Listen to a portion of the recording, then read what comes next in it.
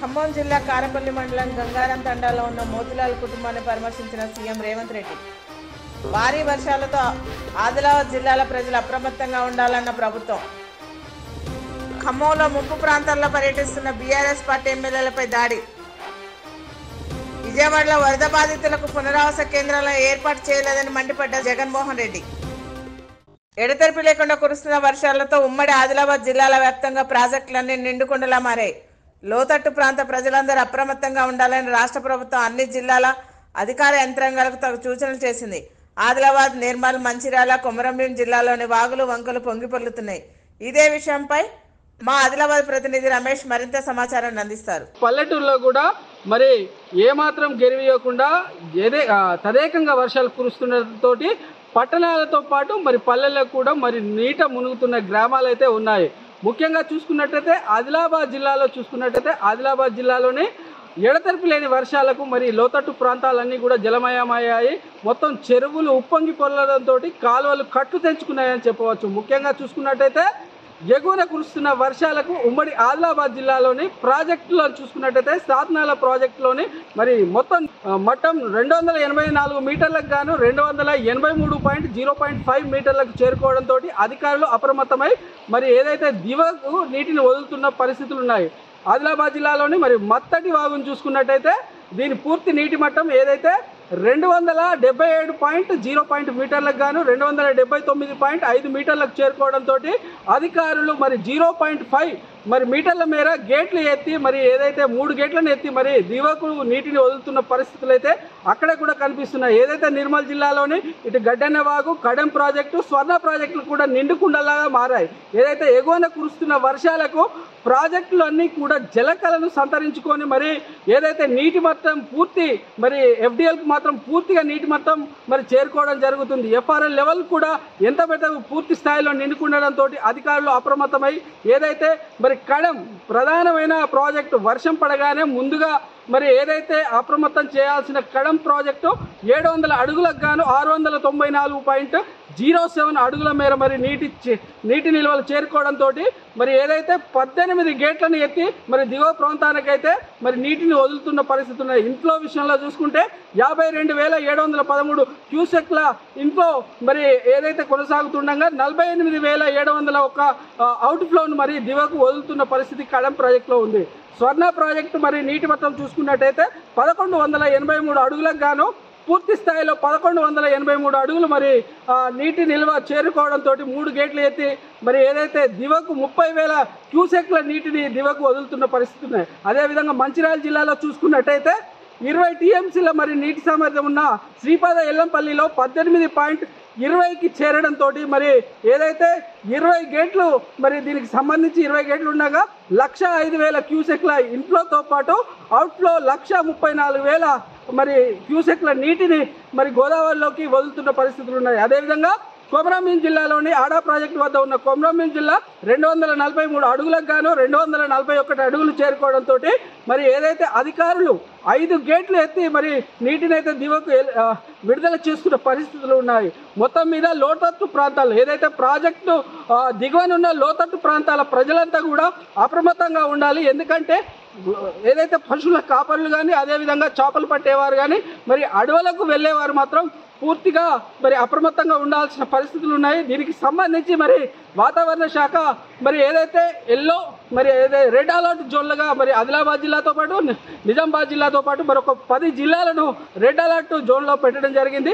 ఎందుకంటే ఇక్కడ వర్షాలు కురిసే అవకాశం ఉన్నాయి కాబట్టి మరి రాష్ట్ర ప్రభుత్వం ఇప్పటికే మరి ఏదైతే అధికార యంత్రాంగానికి గైడ్ లైన్స్ ఇచ్చారు. కలెక్టర్లు అయితే కంట్రోల్ రూమ్లు ఏర్పాటు చేసి మరి ఎక్కడైతే విపత్తు జరుగుతుందో వెంటనే సమాచారం తెలుసుకొని అక్కడ ఉన్న మరి పోలీస్ శాఖ, రెవెన్యూ శాఖ, అదేవిధంగా ఇరిగేషన్ శాఖతో పాటు వైద్య సిబ్బంది ఎప్పటికప్పుడు అప్రమత్తం చేస్తూ సహాయ చర్యలు అందించడానికి మరి సిద్ధంగా ఉండాలని కలెక్టర్లు ఇటు కొమరంభీం జిల్లాలోని వెంకటేష్ దోత్రా, అదేవిధంగా ఆదిలాబాద్ జిల్లాలోని రాజర్ష మరి పూర్తిగా మరి ఏదైతే అధికారులకు సూచనలు చేయడం జరిగింది. అదేవిధంగా కంట్రోల్ రూమ్ కూడా ఏర్పాటు చేయడం జరిగింది. ఏదైతే కొమరంభీం జిల్లాలోని మరి బొగ్గుగలలో చూసుకున్నట్టయితే గత 2 రోజులుగా కురుస్తున్న వర్షాలకు పూర్తిగా ఉత్పత్తి స్తంభించడంతో పాటు మరి ఎలాంటి మరి ఉత్పత్తి అయితే తీయలేని పరిస్థితులు అయితే ఏర్పడ్డాయి. ముఖ్యంగా ఆదిలాబాద్ జిల్లాలో చూసుకున్నట్టయితే పూర్తిగా ఆదివాసీ గ్రామాలు, ఇక్కడంతా కూడా రోడ్లు ఏమీ ఉండవు, పూర్తి రోడ్లన్నీ కూడా జలమయంగా మారాయి. ప్రధానంగా లోతట్టు ప్రాంతాల్లో ఉన్న ప్రాంతాలన్నీ కూడా మరి మోకాళ్ళ లోతు వర్షం మరి నీటి నిల్వలతోటి ఇబ్బంది పడుతున్న పరిస్థితులు ఉన్నాయి. మొత్తం మీద వర్షాలు మరో 2 రోజుల పాటు కురిసే అవకాశం ఉందని మరి అధికారులు, వాతావరణ శాఖ మరి అయితే వెల్లడించడం జరిగింది. ప్రజలంతా కూడా అప్రమత్తం ఉండి మరి వర్షాలకు ఎలాంటి ముప్పులు వాటిల్లకుండా జాగ్రత్త పడాలని మరి అధికారులు అయితే మరి ముందుగానే మరి గైడ్లైన్స్ చేయడం జరిగింది. అదేవిధంగా ఏదైతే మారుమూల గ్రామాలు ఉంటాయో గ్రామాల్లోని మరి రెవెన్యూ శాఖ ఆధ్వర్యంలో మరి గ్రామాల్లోని ఏదైతే ఊళ్ళకు 2 ఊళ్ళ మధ్య మరి రాకపోకలు పూర్తిగా స్తంభించాయి. ఎందుకంటే ఇక్కడ ఉన్న కాలువలన్నీ కూడా తెగిపోవడంతో పూర్తిగా రోడ్ల మీద ప్రవహిస్తున్న పరిస్థితులు మరి జిల్లాలో ఉన్నాయి. కాబట్టి అటువంటి ప్రాంతాల్లో ఎవరు కూడా అవసరమైతే తప్ప బయటికి వెళ్ళకూడదని అయితే సూచించడం జరుగుతుంది. మొత్తం మీద ఉమ్మడి ఆదిలాబాద్ జిల్లాలోని ప్రాజెక్టులన్నీ జలకళ సంతరించుకున్నాయి. అదేవిధంగా మరి లోతట్టు ప్రాంతాలన్నీ కూడా జలమయమయ్యాయి. ప్రజలు మాత్రం అప్రమత్తంగా ఉండాలని మరి ఇటు ప్రభుత్వంతో పాటు మరి జిల్లా కలెక్టర్లు కూడా ప్రజలకు సూచన చేయడం జరిగింది. ఓవరాల్గా ఆదిలాబాద్ జిల్లాలో మాత్రం గత 3 రోజులుగా వర్షాలు కురుస్తున్న పరిస్థితి ఉన్నాయి. Over to studio.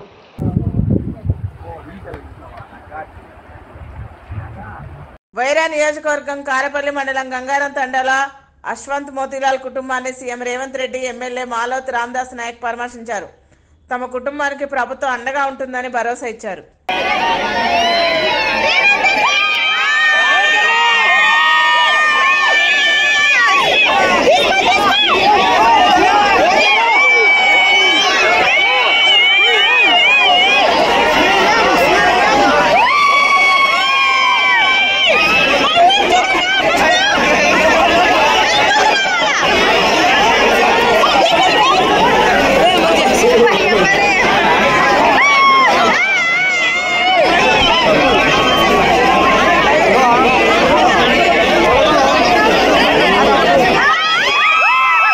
ఖమ్మంలో ఉద్రిక్తత నెలకొన్నది. ముంపు ప్రాంతాల్లో పర్యటిస్తున్న బీఆర్ఎస్ పార్టీ నేతలు, ఎమ్మెల్యేలు హరీష్ రావు, జగదీశ్వర్ రెడ్డి, సబిత, పువ్వాడ నామనాశ్వర వాహనాలపై దుండగులు రాళ్లదాడి చేశారు.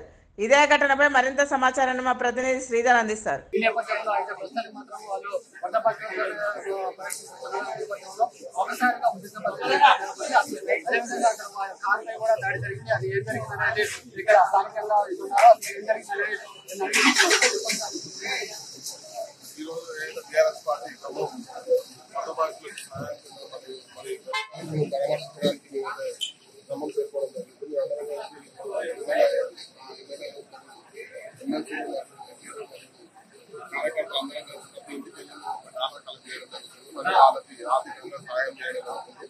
కొంతమంది సర్కుల్ లేక ఇబ్బంది పడుతుంది.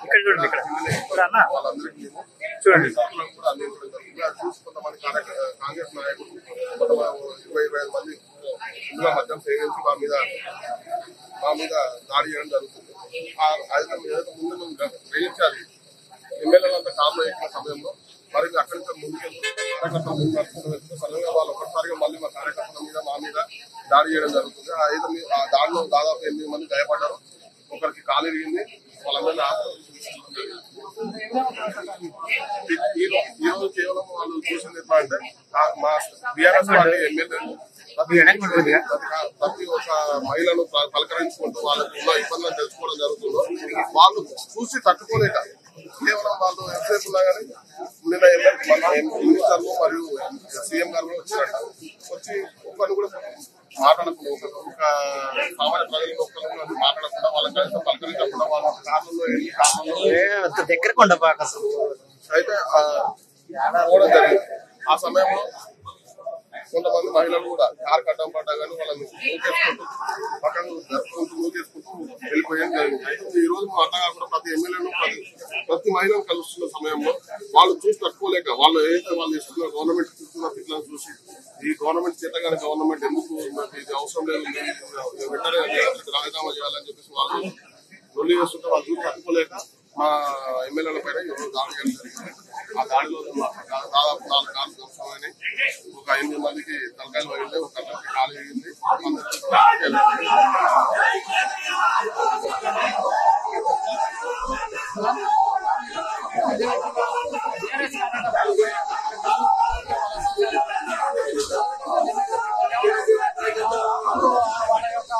ప్రజలు వాళ్ళని వ్యతిరేకించారు. ఈ నేపథ్యంలోనే బీఆర్ఎస్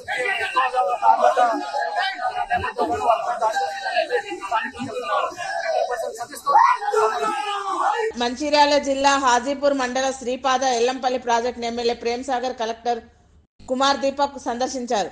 రాష్ట్రంలో కురుస్తున్న భారీ వర్షాల నేపథ్యంలో ప్రజలు అప్రమత్తంగా ఉండాలని ఎమ్మెల్యే ప్రేమ్ సాగర్ అన్నారు. శ్రీరామ్ సాగర్ కాబట్టి శ్రీరామ్ సాగర్ 1,50,000 తీసుకుంటే నైట్ వరకు వస్తుంది. 1,50,000 కలిసినప్పుడు కడమ లెవెల్ తప్పితే ఉన్న పథకం వస్తుంది. ఇబ్బంది లేదు. కాకపోతే ఏ రకమైన ఇబ్బంది ఉన్నా ఏ రకమైన కలెక్టర్ గారు నాయకత్వంలో మొత్తం జిల్లా ప్రత్యేకంగా మా మంత్రాలు ఏదైతే ఈ సైపానికి ఇబ్బందులు ఉన్నా సమస్యలు అక్కడ 24 బస్సులు అన్ని బృందాలు రెడీ యూనివర్సిటీ కానీ ఇరిగేషన్ డిపార్ట్మెంట్ కానీ పోలీస్ డిపార్ట్మెంట్ కానీ అన్ని డిపార్ట్మెంట్ పోవడం అన్ని ఎక్కడెక్కడ రూరల్కి వచ్చే వరకు ప్రతి వరకు మన ఎంఆర్ఓలు వాళ్ళతో పాటు అదే మున్సిపాలిటీకి వచ్చారు మున్సిపల్ కమిషనర్లు పోలీస్ డిపార్ట్మెంట్ అందరూ ఎందుకంటే ఎక్కడెక్కడ కూడా ఏ రకమైన ఇబ్బంది లేకుండా ప్రజలకు ఏ రకమైన కష్టం ప్రజలు ఏ రకంగా కూడా భయపడాలి. 24/7 అందరూ అవైలబుల్. అందరి కాల్ నెంబర్ అందరూ ఇస్తారు.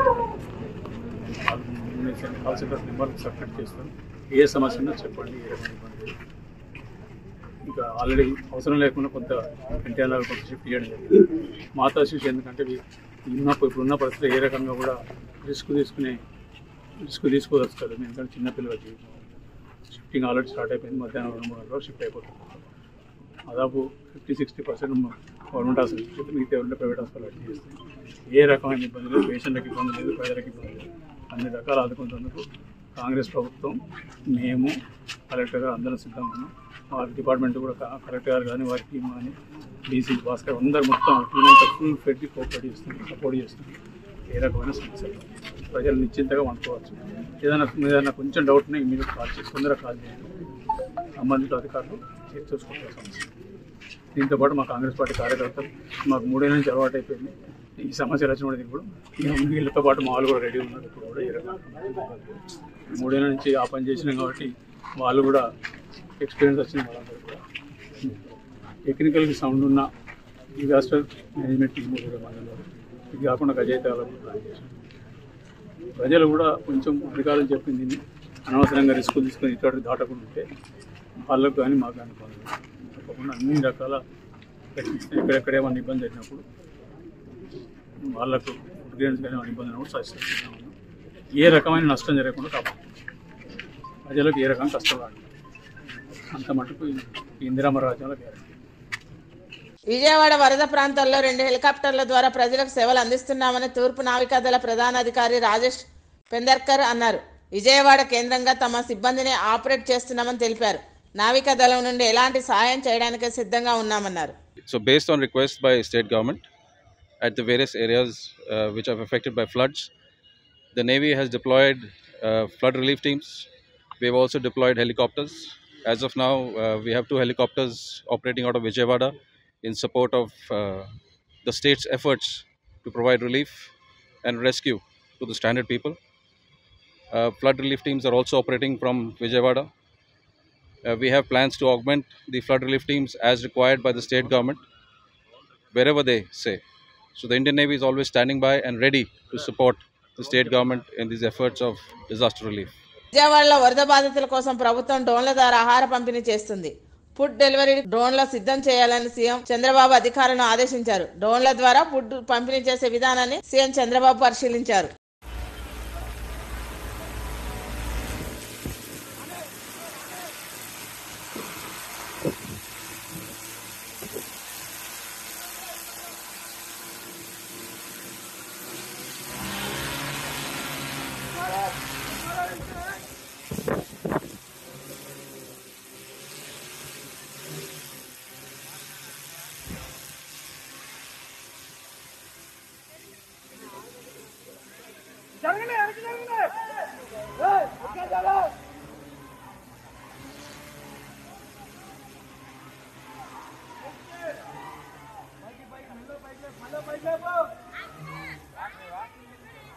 వనపర్తి జిల్లాలో ప్రకృతి విపత్తుల వల్ల పంట నష్టపోయిన వారి వివరాలు ప్రజల ముందు ఉంచాలని మాజీ మంత్రి సింగిరెడ్డి నిరంజన్ రెడ్డి ప్రభుత్వాన్ని డిమాండ్ చేశారు. సీఎం రేవంత్ రెడ్డి వరద బాధితులకు నష్టపరిహారం 5 లక్షలు ఏ విధంగా ఇస్తారో సమాధానం చెప్పాలని ప్రశ్నించారు. ఇచ్చిన హామీలు అమలు చేయాలన్నారు. కనీసం మన చొరవ, మన ఆర్ద్రత, అయ్యో ఇది జరుగుతుంది, ఇది ఏం చేద్దామని ఒక తపన ఉండాలి కదా. గతంలో కూడా రాజశేఖర రెడ్డి గారు గతించినప్పుడు రాష్ట్రంలో పెద్ద ఎత్తున వరదలు వచ్చినాయి. అలపురము, కృష్ణా, తుంగభద్రల చేరువలో ఉండేటువంటి కర్నూలు పట్టణం ఇవన్నీ కూడా ముప్పు గురైనవి. చాలా నష్టం జరిగింది. మనవి కూడా ఏడిగడ్డ పల్లెలు, ఇటు కొల్లాపురం కానీ, అలపురం కానీ, వరపర్తి పల్లెలు కానీ, చాలా పల్లెలు, ఏడిగడ్డ పల్లెలన్నీ కూడా చాలా రకాల పంటలు నష్టపోయి ఇళ్లకి నీళ్ళు వచ్చి ప్రజలు ఇబ్బంది పడ్డారు. ఆయన టీఆర్ఎస్ అధికారంలో లేదు. కానీ ఒక పార్టీగా రాష్ట్రంలో ఉండేటువంటి ఉత్తర తెలంగాణకు సంబంధించి, హైదరాబాద్ సంబంధించినటువంటి అనేక మందిని ఇన్వాల్వ్ చేసి ఒకసారి వరద బాధితుల్ని ఆదుకునే దానికోసం మేము ఆనాడు శ్రీకారం చుడితే దానికి మీడియా కూడా అద్భుతమైనటువంటి సపోర్ట్ చేసి కథనాలు రాసేవన్నీ చేస్తే రాష్ట్రంలోని ఎక్కడెక్కడి వాళ్ళు, దేశంలోని ఎక్కడెక్కడి వాళ్ళు స్వచ్ఛందంగా వచ్చి ఆ వరద బాధితులకు బట్టలు, ఆహారము, పప్పు దినుసులు ఇచ్చినారు. నేను ఇక్కడ మన ఇంటికాడ ఇక్కడ పెట్టి ఇక్కడి నుంచి డీసీఎంలలో తీసుకొని పోయి ఇచ్చిన పప్పు దినుసులు కానీ, మసాలాలు కానీ, బియ్యం కానీ. నేను ఎందుకు ఈ మాట చెప్తానంటే అంత తపన పడ్డామే ఒక విపక్ష పార్టీగా ఆనాడు, తెలంగాణ కోసం ఉద్యమిస్తున్న పార్టీగా. ప్రభుత్వం మీద నిందలేయలేం, మేము పని జరగాలని చూసినాం. కానీ ఇవాళ మీరేం చేస్తున్నారు? హెలికాప్టర్ రాలేదని చేతులు పుడుచుకొని కూర్చుంటాం. హెలికాప్టర్ లేదు. మీ పార్టీ నాయకుల వేడుకలకు, వివాహాలకు, మీ తఫ్రీల కోసం హెలికాప్టర్లు వాడుకోవడానికి అందుబాటులో ఉంటాయి. ప్రజల ప్రాణాలు కాపాడానికి హెలికాప్టర్లు అందుబాటులో ఉంటాయి. ఎంగేజ్ చేసుకోవచ్చు కదా, అర్జెంట్గా ప్రైవేట్ ఎంగేజ్ చేయొచ్చు కదా. గవర్నమెంట్ సాంకేతిక లోపం వచ్చే లేకుండా అందుబాటులో లేదు. దేశంలో హెలికాప్టర్లు కొరవన్నాయా? ఎన్నికలప్పుడు ఒక్కొక్క పార్టీ, మీ పార్టీ అయితే అనేక హెలికాప్టర్లు ఎంగేజ్ చేసింది కదా. మరి ప్రజల ఓట్లు అడిగినాడు 60 హెలికాప్టర్లను ఎంగేజ్ చేసుకుని తలా దిక్కు ఉరుకులాడి ప్రచారాలు ఉదరగొడితే అబద్ధాలు చెప్పనికే. ప్రజల ప్రాణాలు కాపాడానికి హెలికాప్టర్లు పనికి రాలేదు. మరి సోగి లేదా, స్పృహ లేదా? తప్పుడు వాగ్దానాలు ఇచ్చి ప్రజల్ని ముంచడమే కాదు, మీ అలసత్వం వల్ల కూడా వాళ్ళ రాష్ట్రం అంతా ముంచేసినారు వరదలతో. ఈ కాంగ్రెస్ ప్రభుత్వం యొక్క ఘోర వైఫల్యం. అసలు ఎన్ని లక్షల ఎకరాలలో ఏ పంటలు దెబ్బతిన్నాయో ఎవరు మాట్లాడారు, ఎవరు చెప్పారు ప్రభుత్వ పక్షాన? ఇక్కడ విషాదం ఏంటంటే నేను గుర్తు చేస్తున్నా, గతంలో కేసీఆర్ ప్రభుత్వం ఉన్నప్పుడు కూడా, మేము ప్రభుత్వంలో ఉన్నప్పుడు కూడా వరదలు వచ్చినాయి. వాటిని ఎదుర్కొనే ప్రయత్నం చేస్తాం. కానీ పంట నష్టానికి సంబంధించి మేము ఏ రోజుకు ఆ రోజు బులెటిన్ విడుదల చేసేది. ఈ జిల్లాలో ఇంత, ఈ జిల్లాలో ఇంత, ఈ పంట ఇంత, మిర్చి ఇంత, పత్తి ఇంత, ఇక్కడ బయటలు వేసినాయి, ఇక్కడ మొత్తం పోయింది, ఇక్కడ కొంత నీటిలో మునిగింది, కానీ ఇది పనికి వస్తుంది, ఇది పనికిరాదు, ఇవన్నీ చెప్పేవాళ్ళం. నేనే అధికారికంగా చెప్పేవాడిని, మా అధికారులు చెప్పేవాళ్ళు. అట్లా ఉండగా కూడా ఒక section of media, limited section of media, రాజకీయాలను మేమే శాసిస్తాం అనుకునేటువంటి వాళ్ళు ఆ భ్రమలలో ఎప్పటికీ ఉన్నారు. వాళ్ళు ఎవరినైనా తెచ్చుతాం, ఎవరినైనా అధికారంలోకి తెస్తాం అనేటువంటి పిచ్చి భ్రమలలో ఉన్నారు వాళ్ళు. అప్పుడు ఆ రోజు ప్రభుత్వం చెప్పే కంటే ముందే ఉరుకురుకులాడి ముందరికి పోయి 2 లక్షల ఎకరాలు, 2 లక్షల ఎకరాలు, ఈడ డ్యామేజ్, ఆడ డ్యామేజ్ అని చెప్పి మళ్ళీ ఎక్కడ పోయిన వాళ్ళు ఆ పక్షపాతం వచ్చిందా అని అడుగుతున్నాను. మొత్తం తెలంగాణ ఉద్యమ క్రమంలో కానీ, తెలంగాణ ప్రభుత్వ ఏలుబడిలో కానీ తప్పుల్ని మాత్రమే వెతకాలనే ప్రయత్నం, తప్పులు లేకపోయినా తప్పుగా చూపించే ప్రయత్నం చేసిన వాళ్ళు, అతిశయోక్తులు చూపిన వాళ్ళు, అభాండాలు వేసిన వాళ్ళు ఇలా ఎందుకు మౌనంగా ఉన్నారు? రైతాంగానికి ఇంత నష్టం జరుగుతుంటే బాధ్యత లేదా? ఎన్ని జిల్లాల్లో ఏ పంటలు ఎంతైనా మీకు చెప్పరా?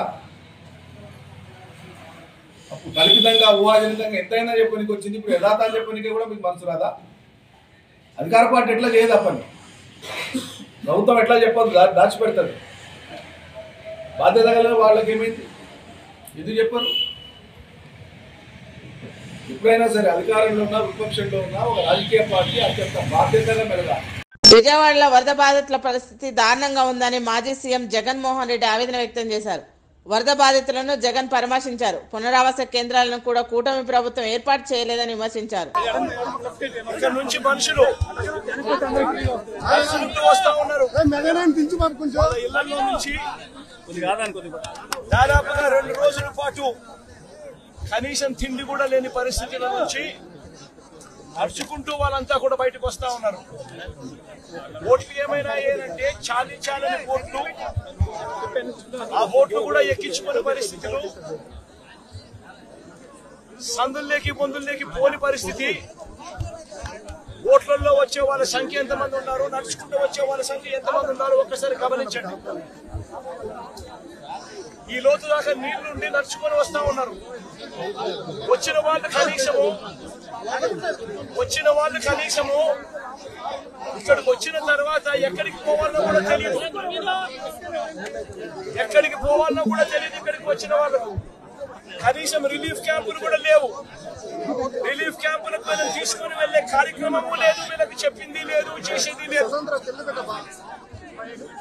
రిలీఫ్ క్యాంపులు కూడా లేకుండా ఇక్కడికి వచ్చిన వాళ్ళు ఎక్కడికి పోవాలో తెలియక వాళ్ళ బంధువుల ఇళ్లకు పోతా ఉన్నారు. వనపర్తి జిల్లా కేంద్రంలో 600 పడకల ప్రభుత్వ ఆసుపత్రి ఏర్పాట్లను ఎమ్మెల్యే మేఘారెడ్డి పరిశీలించారు. మెడికల్ కాలేజ్, నర్సింగ్ కాలేజీల ప్రభుత్వ హాస్పిటల్ మెడికల్ హబ్ను ఏర్పాటు చేస్తున్నామని తెలిపారు. సెప్టెంబర్ 9న వైద్య శాఖ మంత్రి దామోదర రాజనరసింహ శంకుస్థాపన చేస్తారని చెప్పారు.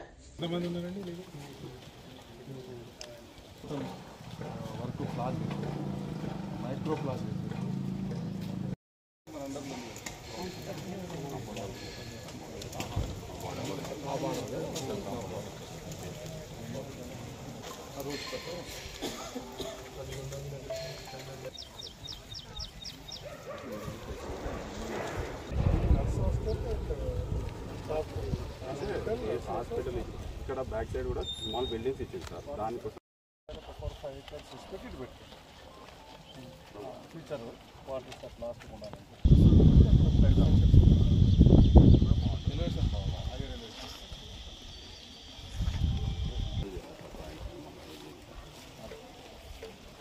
Boys hostel sir. ఈ block sir G+5 boys hostel. దీనికి ఆనుకొని సేమ్ ఇదే విధంగా G+6 గర్ల్స్ హాస్టల్ సార్. ఇంటి దగ్గర ఇక్కడ అక్కడ ఉన్నాయి sir.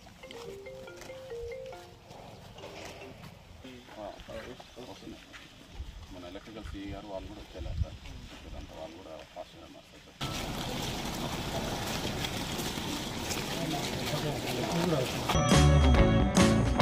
Please like, share and subscribe Sneha TV.